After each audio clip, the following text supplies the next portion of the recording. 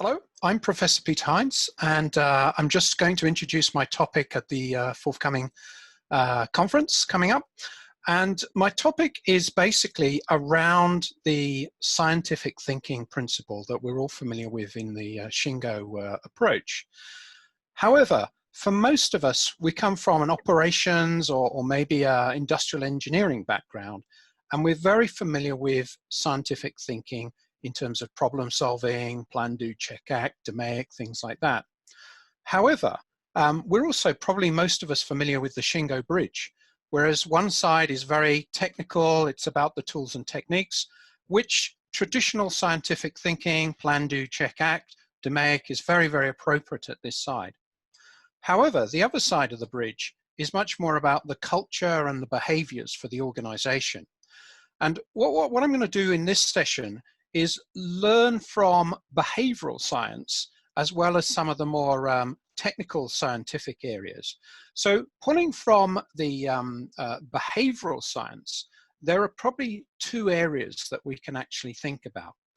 The first is informational science. So informational science is how we share information and how we receive information. So if we think about, for instance, having a Gemba walk or a coaching session, what can we learn from behavioral science that might be useful for us in that area?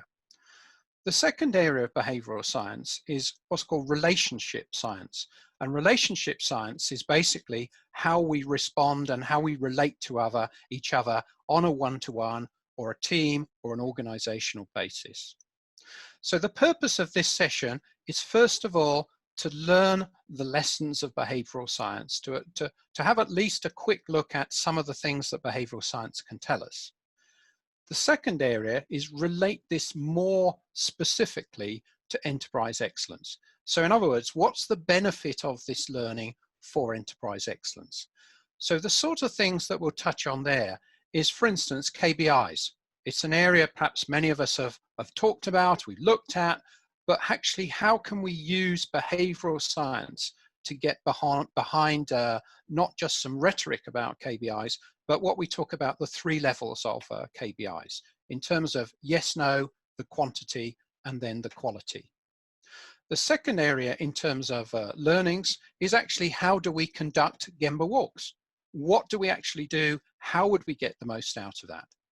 And the third area is, well, what happens if we actually change the order and we really run the organization with culture first, then systems, then tools and techniques?